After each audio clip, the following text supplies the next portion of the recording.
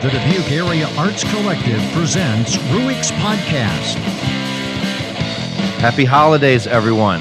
This is episode 14 of the Ruix Podcast, and welcome to it. This is Jon Eagle. Thank you for being here, listening. This is the first podcast of December 2015, and I'm a fan of the holiday season. I got to admit, I'm excited for it. And I want you all to have good holidays, whether you celebrate it or not. I want you to have a good non-holiday. This is just a time of year when even if it makes you depressed, then I want to do the opposite and make you not depressed. So if you do not celebrate holidays, then happy being by yourself drinking or whatever it is you do. But I like this time of year. I'm getting excited for the decorations and the music and the gifts. And I'm going out to Maine, where I'm from, to visit relatives and eat lobster this year. So it should be a good one. That being said, this is episode number 14, and it's the first one of December, and we are through a big bulk of events that happened with regards to DAAC. This past weekend, we had the Dark Slide Skateboard Show on the 28th of November, and it was fantastic how many people showed up. It was a really good turnout, one of the best for a DAAC event that we've had yet. So thank you so much for coming out and supporting local and regional artists and 4 original bands. It was a really nice thing to see. And of course, your donations went to good causes too. There was a music series show that it was a while ago that we actually had an episode.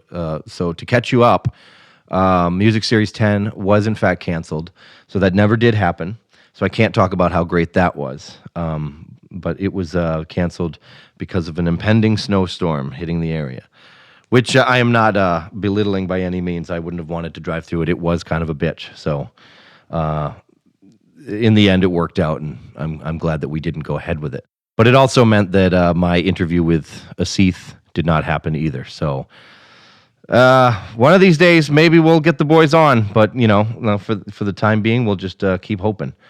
They just kind of seem to keep slipping from our grasp here on Ruix Podcast. But don't worry, because we do have other interviews coming up, not the least of which is Iowa City hip-hop artist. Well, he's not living in Iowa City anymore, but he is from Iowa City originally, and he's a hip-hop artist from the Midwest that I've known for quite a few years, named Coolsey. And he's going to be coming on the show with his touring mate, Copyright, who is a phenomenal MC, one of my absolute favorites, actually. So I'm very excited to talk to those two about their tour and, how things are going. It's going to coincide with them playing here in Dubuque, so, I'm excited for the show, too. Also, we got Tim Connery, a local Dubuque filmmaker, coming up on the show. We'll talk to him about, making films, I guess, and share stories about how we've both gotten drunk and made asses of ourselves, too, because that's definitely happened. And local Dubuque singer-songstress Erin Headley, who I used to be in a band with, actually, is going to be on the show coming up soon, too. So definitely some cool stuff coming up. Keep staying tuned and subscribe on iTunes, whatever you got to do. Just keep listening. Today on the show, joining me in the Ruix studio is Corey Ruffin. Now, I have never actually spoken to Corey before. First of all, let me tell you where you people might know him from. He is you would know him from the Super Happy Funtime Burlesque show, which is a traveling burlesque show with a live band that he formed quite a few years ago. They have made multiple stops here in Dubuque, and it's always a fun time, a super happy fun time, if you will. But he's also a multi-instrumentalist and a musician, and I'd like to talk to him about that. Also an artist. So we definitely have some things to jaw on about. So I'm excited for that. But, I'm always nervous going in and talking to somebody that I don't know because, I always want it to go well. I want them to like me. I want them to like the show. And more importantly, I want to like them. So, you never know what to expect. But I'm sure it'll go well. I'm excited to talk to the man. Let's go to that conversation now.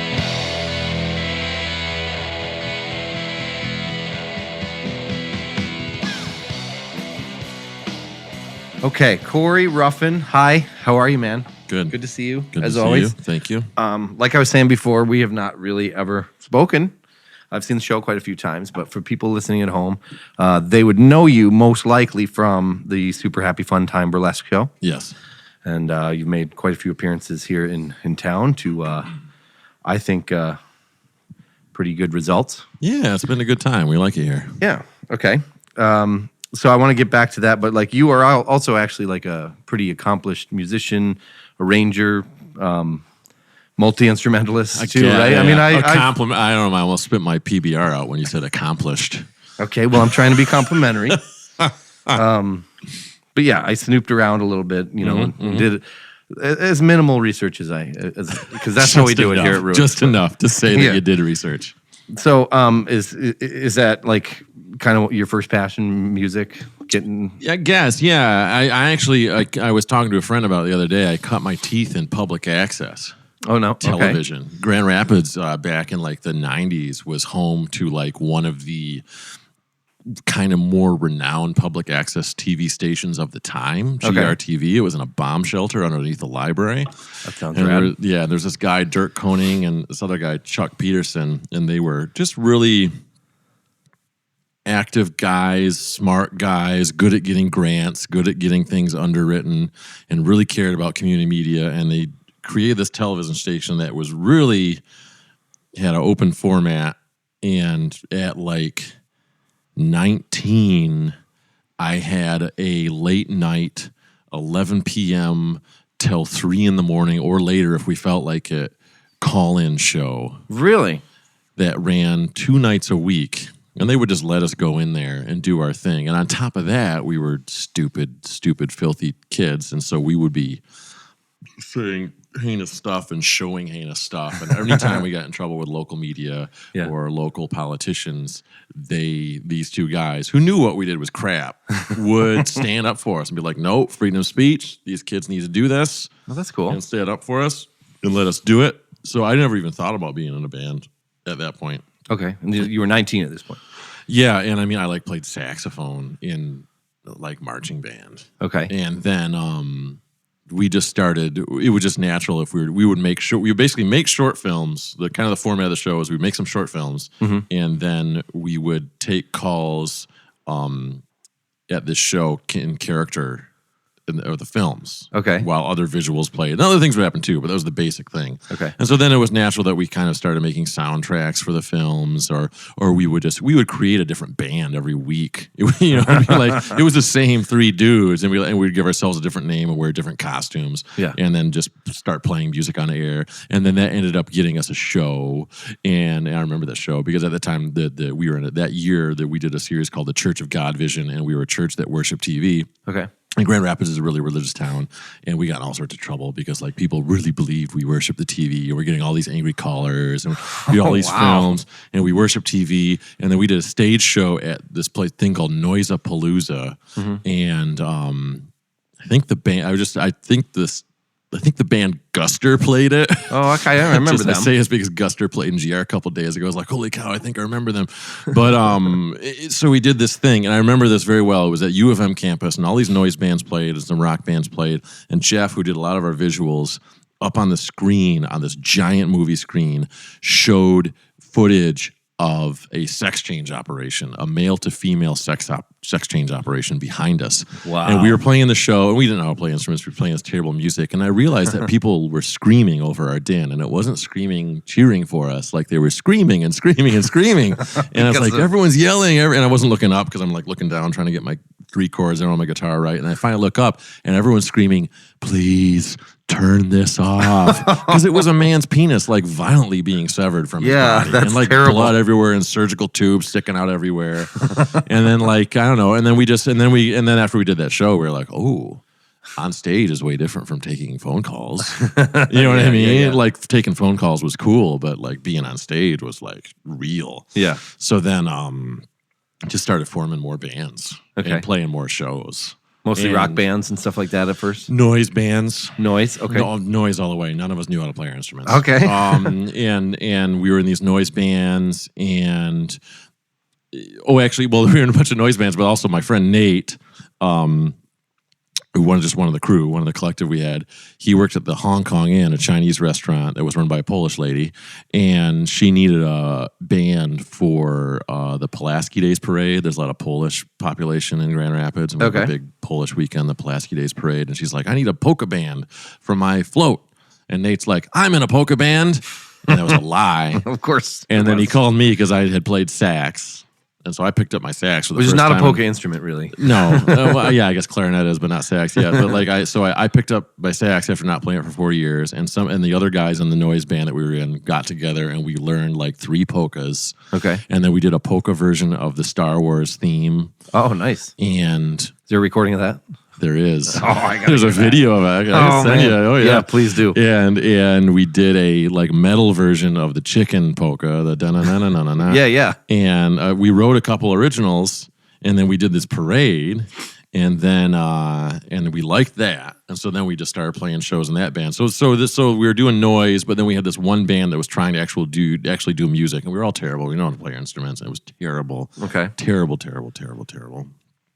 But yeah, definitely got the bug then. We were playing shows, and I sang lead, and I would take my shirt off, and girls would scream. You know, and that's the kind of attention you want. That's why you get into a band. And then sound men started offering me drugs and things like this is cool. None of this happens in the studio. You know what I mean? When you're in the TV studio by yourself, it's just all the 4 of us and the world out there calling in, and we're getting in fights with people on the phone. But now we're on stage, and there's girls, and there's drugs, and there's booze, and there's music. Yeah, and so that was.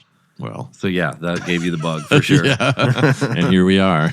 So how did you end up getting?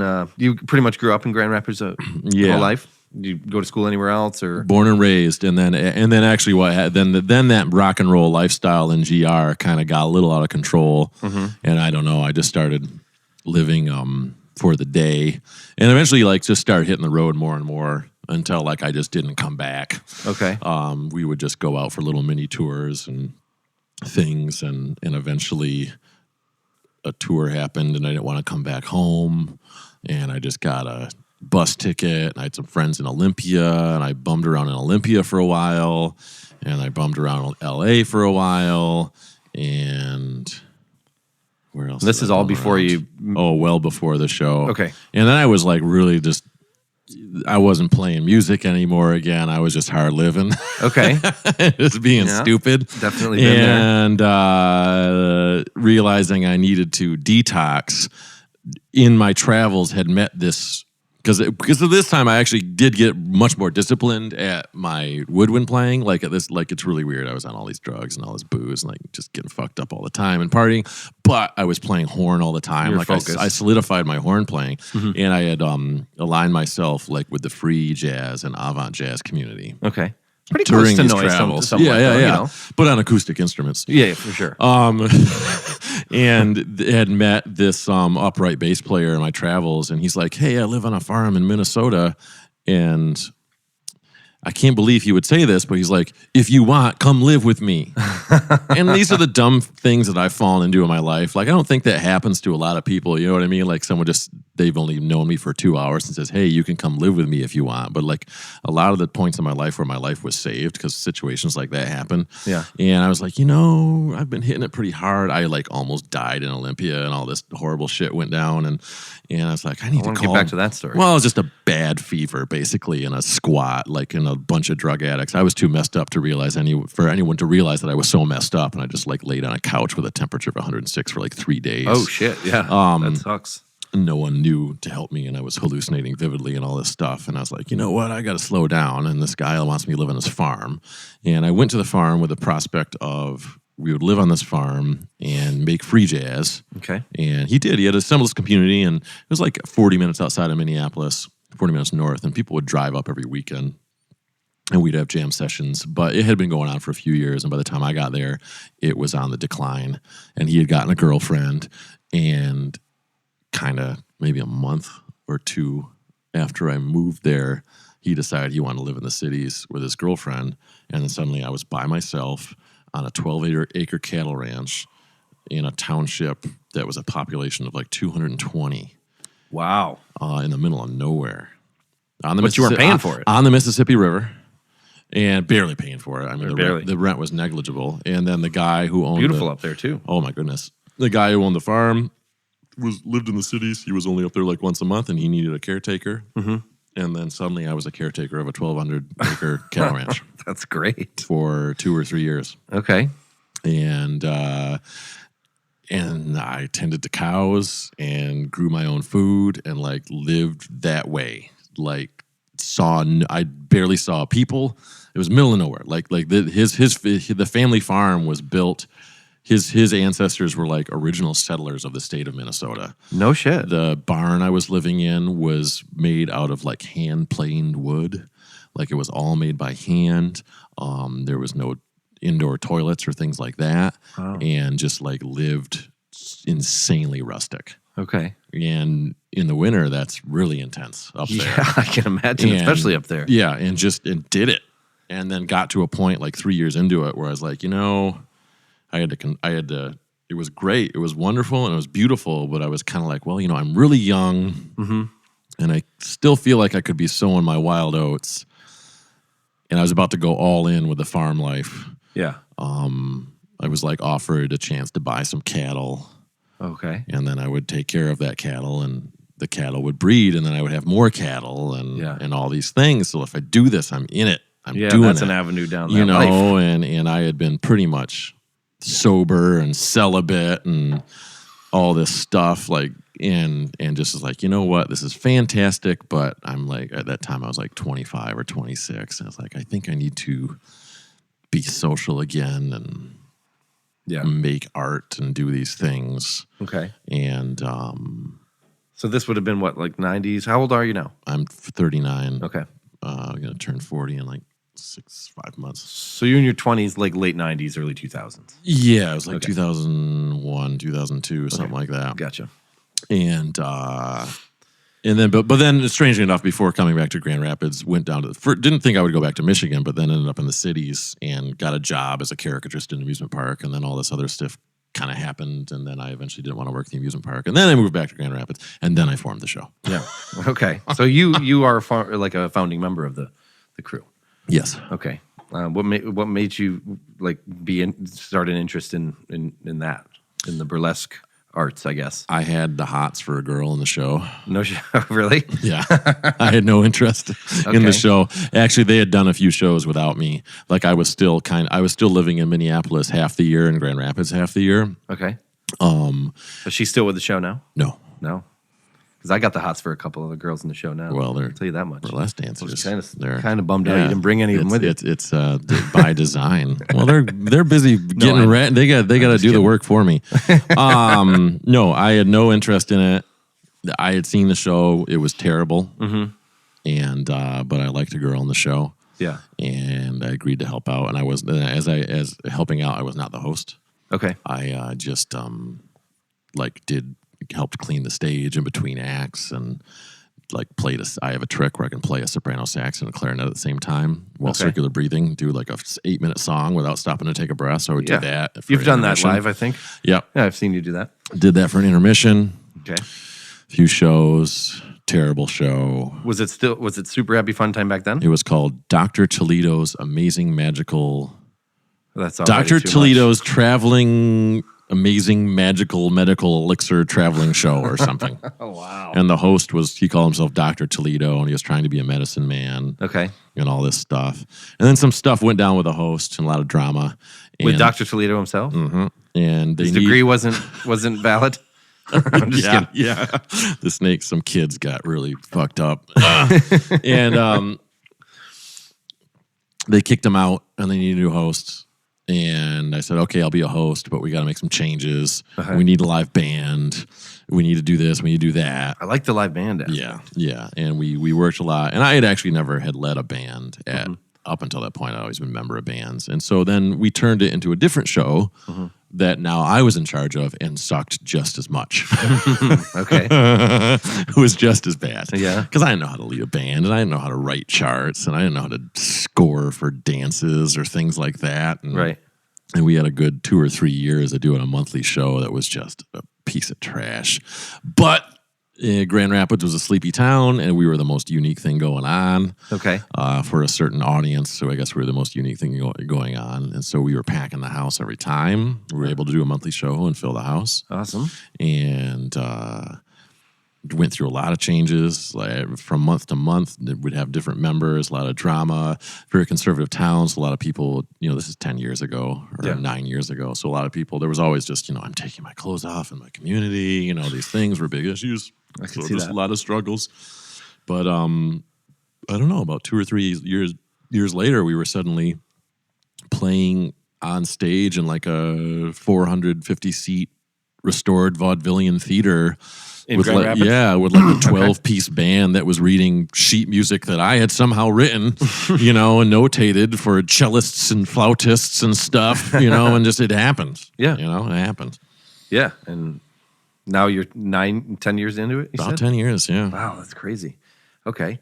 Well, it's a pretty tight show now. I mean, I haven't seen it in about a year, maybe 2, I guess, whenever the last time you were here. But yeah, I mean, do you still do other things outside of the company? Like, do you do like a For a while, I know you did like a Miles Davis thing. Yeah. For a while, I was able to manage. I had like a band, the End Times Orchestra, and we did a lot of side projects. We did one of my drummers I work with, Alex. He and I put together, like a Miles Davis Bitches Brew tribute, where like we scored out Bitches Brew and like played it just as kind of a thing to do. I don't know. Let's see if we could recreate it. And I did like an old timey radio hour style show where like we did like an old like radio broadcast with band and people in suits reading from scripts. Like a Green Lantern type thing, or I like the Shadow, but more variety. Green Hornet. Variety. Would be interrupted by news broadcasts, and then song and dance numbers and blah blah blah. We did a stage version of the movie Forbidden Zone. Okay. If you're familiar with that at all. Yeah. And Richard Elfman, the director and the writer, came out and did the show with us. Really? Yeah. Cool. You'll find all the videos on YouTube. Oh yeah, I gotta look for that. And I had the band, and then the show started touring, and then all that disappeared. When Super Happy started touring, then it just became more than a full-time job. Yeah. It's like taking a show this size on the road. It's like 6 months of work, just to get a week on the road. Yeah, I can imagine, because you were saying before we started here that like this is just a weekend out for you, right? Yeah. It's got to be like a pain in the ass to put together just a weekend. It's a massive undertaking. Yeah, I imagine. Besides that, you're also an artist. You said you were like a caricaturist. I mean, not just that, but that's just that pretty much. Is it just that? Yeah. Like I liked to draw, and then I saw this ad in the paper that said "Earn while you learn." Who was in Minnesota? Yeah. Draw caricatures. This is when I was debating going back to Grand Rapids or not. Okay. And I was like, I'm going to respond to this ad and see what's going on. And the guy who put out the ad, his name's Tom Richmond. He draws for Mad Magazine. If anyone out there knows Mad Magazine. Heard of it. He draws all the movie and TV parodies for the magazine. He's been working there for like 13 years. Yeah. He got a start in caricature. And he has a really good crew of artists. And for some reason or another, he liked what he saw in me, and he put me to work at the amusement park, Valley Fair, where he has a caricature operation. Okay. And just drew people's caricatures 60 hours a week. Yeah. For Do you like doing that? I love it. Do you really? Yeah. Yeah, I bet it'd be fun. It's I think a lot of artists, it doesn't work because a lot of artists are introverted people who stay in their basements all day long and hone away at their skills, and like that never worked for me. That's why I can't draw anything but faces. Like I have a certain level of ability as an artist, but I just have no patience for it. I don't want to sit in the studio by myself and do that stuff. Right. But caricatures live, I'm sitting in front of somebody, and I'm drawing with a black marker in real time. I can't erase. I can't mess up. Yeah. And you have to do the drawing really quick or else you lose their attention. So I draw a face in 40 seconds. Really? Can you do mine? I'm so specific on my gear. Now see that right there, like that's like asking a sax player to play a trumpet. Oh, really? Like if you have 12 by 16 paper and a black Crayola marker, I will draw your caricature. Okay, well, but I will not do it on a number 2 pencil and line paper or whatever. Fair enough. Now do that. Like I've been doing that pretty much for the run of the show. Like I was kind of doing that. When I was starting out with the show, I was still going to Minnesota in the summers and working at the amusement park and being in Grand Rapids the rest of the year. Okay. And honing my skill at that. And now I parties, events, trade shows, conventions. Do you ever do it with the tour? Just like sell it as merch, something like that? I always wanted to, but there was just never any time because I'm on stage the whole time. Yeah, and then when the show's done, the audience is hanging out maybe for 20 minutes. Yeah. And I got to go around, and usually people want to just talk to me and say, hey, great show, or punch me out or whatever. So I'm doing the schmoozing. Because you just put your balls on Right, exactly. Yeah. So I'm just doing the schmoozing, so there's no time. I used to bring all my gear with me on the road, but there was never an opportunity to bust it out because I was always busy. Okay. So but I do it on the street. Like if I'm low on money, I just take my gear out to a busy street corner and set up and draw for tips and make a decent living at it. Is that you have like a studio? Like I've seen some of your videos on like and you like to you film like the outside of your. Is that a studio? Yeah, that you have In Grand Rapids, we got a thing. It was a Cool Cities grant. It was called the Governor Granholm did it, and Grand Rapids got the grant. It was like all the cities were bidding on it, and this corridor, this neighborhood called Hartside, they wanted to turn it into an arts district. It's the average income, or no, not average income. I think like 80% of the residents of this neighborhood make $3,000 or less a year. Wow. So it's a lot of mentally ill, drug addicts, homeless. Yeah. There's like 6 or 7 shelters all in like one block area. And that's why you got a real loitering problem in your alcove there. A lot of empty buildings. Yeah. And so they renovated these buildings with this grant money. And so I'm in like a store. I live in a storefront studio that's been renovated like right downtown. Okay, so you live there? I live there, yeah. Okay, wow. It's kind of a dance studio that I live in. And that definitely helped us do the show. Yeah, I live in a dance studio. Yeah, for sure. Not a big dance studio, but I like have a wide open space where I can put the band in one corner and I can put the dancers in the other corner, and there's mirrors on the wall, and we can workshop a show. Yeah. And aside from the show, I do a musical every now and then. I'll produce a musical in Grand Rapids, and so we're able to do a musical in the studio and really work it. And what's the last one you did? Art Prize the musical. Art Prize is a whole other conversation. Okay. Grand Rapids is home to the world's largest art competition. It's in its 7th year. People come from all over the world. Hundreds of thousands of people come downtown competing for like a $250,000 grand prize. The whole city turns into a big festival for 3 weeks. It is a really weird thing because it's a big art festival. It's in a cultural void. That is Grand Rapids. It's a conservative place, and it's all run by big money, by Amway, basically. Okay. I won't even mention the family names because they have enough press, but we have some very wealthy people in our town who are extremely conservative and get a lot of flack for being that way. And their names are on every building in our city. Really? Every building. I know every city has its patrons, but in Grand Rapids, it's really weird. In Grand Rapids, it's everywhere. These names are everywhere. On the arena, on the museum, the convention center, the hospital, the opera house, everywhere. Their names, they own everything. Jeez, they own the whole city, and as a result, like 1 or 2 families. As a result, the city's 2 families. As a result, the city's very beautiful, very clean, well maintained, and a lot of things are going on. And they put together this big art festival, and they put up their money for it. But they have questionable practices as far as the politics. They are part of like the whole Blackwater thing. Oh wow, okay. And I mean, they're one of the Blackwater guys married to one of their kids, and wow, okay. And Amway itself is terrifying. So I mean, they got a lot of lot of red on their ledger. Sure. And they're running this art festival and a lot of other things. So with all that going on, I wrote a musical about our city and about them and about the conflicts of big money and poor people and gentrification and homelessness and mental illness and all this stuff. Yeah. But it's a comedy. It is a comedy. It's very funny. It's very funny. Yeah. And then we put it in the art competition, and we got in the top 5. We were actually in the running. That's awesome. And then it got really weird because the art competition I was making fun of suddenly nominated us for the prize. Yeah. And then proved themselves not to be the jerks that I was portraying them to be. Yeah.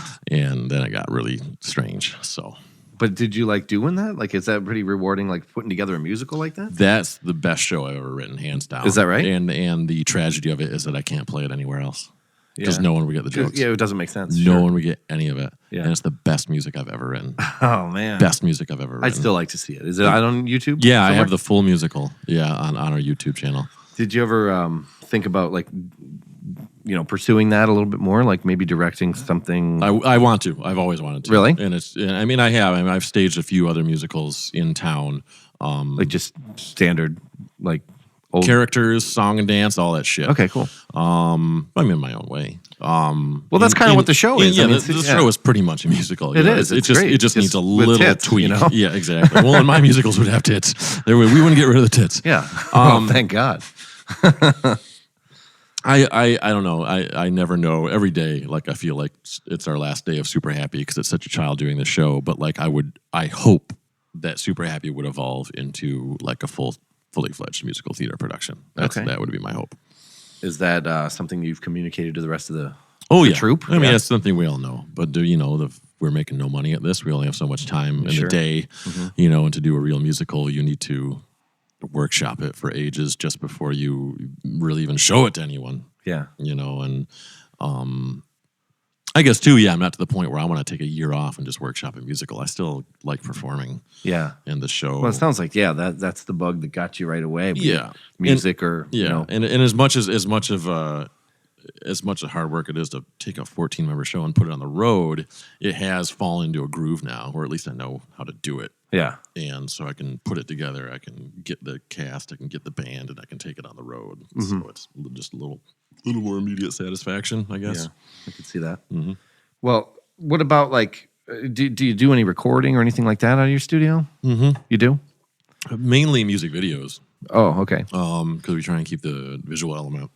And every time I get the band, I love my songs when I'm playing them. And when I hear them in a studio setting, I hate them. Yeah. Like just, I don't know, the pristine aspect of studio recording. But we've recorded a couple albums. We have one re-recorded that we finished, and I haven't released it yet because I don't like any of it. Okay. Been there. I'm going to go back and try and tweak it. We'll see what happens. Mm-hmm. We're always doing something. We'll shoot a video, and then I'll score it. It's always working on something.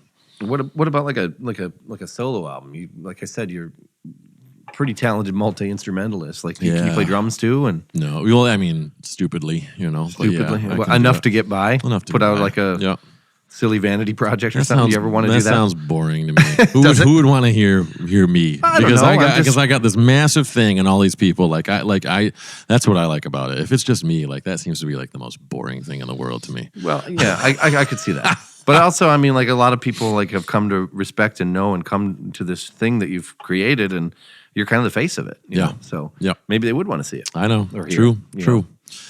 But I don't have nice tits.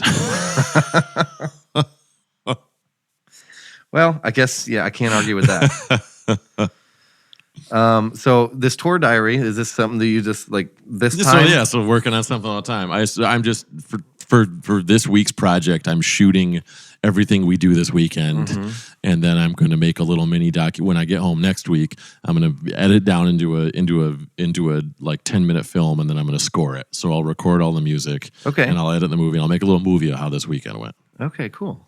Yeah. And you had to choose Thanksgiving weekend when I'm feeling the fattest. I'm like sucking in the whole time. Okay, well, how do you find it, when you come to, like, I know you said you earlier that you like Dubuque, but, do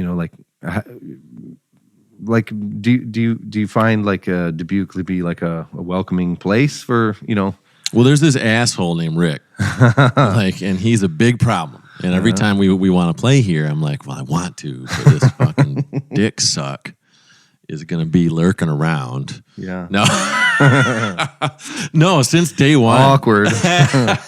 Since day one, and that's like if you've been on the road at all, I think anyone who's been on the road, it's like the best part of it is like not the show. It's like throwing darts at a map. Yeah.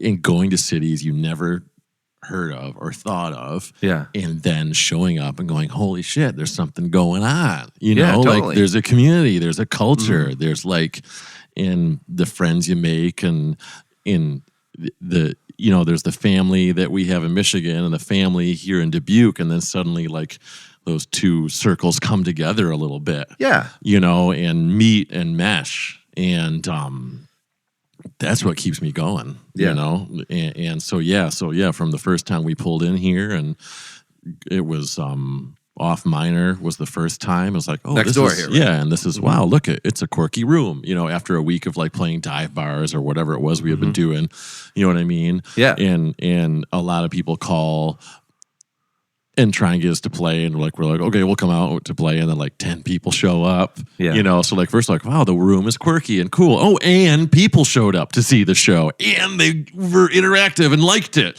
You know what I mean? Yeah, and then for sure. and then you just get to know people, and this town definitely has a charm. You know what I mean? This is not like Phoenix. Yeah, well, I mean, I can't speak of Phoenix. It is shitty. I guess I can speak of it. But yeah, I mean, we're not on the map for that necessarily. But you know, I've lived here for a long time, and you know, I think I can speak as an authority that there's a scene, a very welcoming scene that is open to stuff like a burlesque show one week and like a skateboard art show. the Yeah, next week or yeah. something And that, like you know? like GR, Grand Rapids, like Michigan, we're isolated because we're a peninsula. We're isolated by water, so like people don't drive through Michigan. Do you know Dick York? He's from Yeah, Grand Rapids, by the way. Well, he lived in Grand Haven, actually. Oh, really? Oh. And he's not from there. He retired in Grand Haven, where he spent his waning years. Okay. What did he have? He had some pulmonary disorder. Something, yeah. R.I.P. Yeah, but yeah, I know. Do you know all any about famous that. Grand Rapidians? Is that how you... Al Green. Al Green. You knew him? Met him? Oh, I mean, do I know of famous Grand Rapidians? No. Have you met any? A friend of mine is about to become very famous. Yeah. He is one of the co-stars in the new movie coming out, The Revenant, with Tom Hardy and Leonardo DiCaprio, made by the guy who made the film Birdman. Okay. His name is Joshua Burge. He's in a band called Chance Jones. Cool. Dude made a couple short films in GR and got on the radar of Hollywood, and then suddenly he was in Canada for 6 months in a Leonardo DiCaprio movie. Wow, that's crazy. About fur traders. Well, so I'll be that dude's looking going to for be him. super famous. Well, congratulations, Josh. Yeah, is it? yeah, Josh. Yeah. I think Anthony Kiedis is from Grand Rapids too, right? Yes. Not a big fan, but whatever. His dad used to come to our shows. His dad doesn't live there anymore. Really? Yeah, his dad lived out in Rockford in the woods, and he raised wolves. Yeah. And he came out to our shows. He was Raised a weird. wolves? He was a weird man, See, and that's all I'll say. raising wolves is a kind of a weird thing. That to was do. the norm. That was the normal thing. It was always good to see him. I was very uncomfortable when he came to the shows, but no, very interesting. Yeah, But he's not still around. he lives in Portland now. He Okay. moved away, I want to say, about 5 years ago or so. Well, too bad. Yeah. So where can? How about your caricatures? Can anybody see them online somewhere? No. No, that's just is an experience only thing. I don't advertise that stuff at all. Okay. I don't need to. I guess I that's have fair. enough community that I'm a part of. I get enough word of mouth. There's a lot of talent agencies that I work with, and I mean, maybe if you go to thenose.com, I might have a profile, or goofyfaces.com, bunch of caricature agencies, but there's talent agencies that just farm me out Okay. and sell me. So to you don't put places. your caricatures on Instagram or anything like that. Nah, not really. Not don't blame really. I don't know. I've never felt a need to promote it. I've got the work that I get, Yeah. and it happens, and it's totally not part of the rest of my life. And I like that. Yeah. The people who I work with have never seen me perform. When I'm at a trade show or convention, I'm and just drawing caricatures. I don't really blend the two lives. Do you do anything else for a living besides what you like when you're not doing the show and you're not doing the caricature? A lot of different stuff. Yeah? Every now and then I get gigs working in pit orchestras because I hone my reed skills. I play flute, sax, clarinet, all that stuff. So Okay, awesome. in a musical and a pit orchestra, usually there's like 2 reed players who play all the instruments Okay. and play the whole book. I also get freelance illustration work on the side. Cool. That I do. And then the caricature also expanded into just like entertainment booking, where I just do entertainment for trade shows, festivals, stuff like that, where I put together packages where we have circus performers and stuntmen and dancers and all this stuff. Like hot rod shows and stuff like that. Yeah, stupid stuff. Super happy stuff, like super happy, but not good. right. Not good content. Okay. Stupid, dumbed down content for cotton candy eating audiences. Right. People with deep fried Snicker bars and cotton candy in their hands, who are just consuming bland entertainment. Right. Okay. But no 9-to-5s or anything like that. Nope. You're still living in Grand Rapids? Still living in Grand Rapids, yeah. When you're not living on the van down in Florida. Yeah, basically. Or the bus, rather? Yeah. Right on. What about, do you have a website or anything just you want to plug? superhappyfuntimeburlesque.com is the Okay. website. It stays relatively updated. I put the dates up. There's only so many hours in the day. Yeah, I What mean, can you it's insane. Like, I just went to our YouTube page the other day, and we've got like 1,200 videos or something. Really? Like that. Yeah, I've seen a few of them. I don't think I've watched all 1,200. Like, it's insane. I mean, so they're like, if you look for us, there's a shit ton of content out there. It's out there. Google it. Ton of content. You guys are on Facebook too. Everything. Yeah. It's all Social media. Yeah. But Tons of not as a photos. caricaturist. No. But you can find naked photos of all of us really easily. All right. Well, we probably got to get you back over to the venue. So thanks for making time for this, man. Oh, yeah. Right there. Yeah. Super. Yeah. Super. All right, Corey. Thanks, Yeah. man. Great talking to you. All right. You too.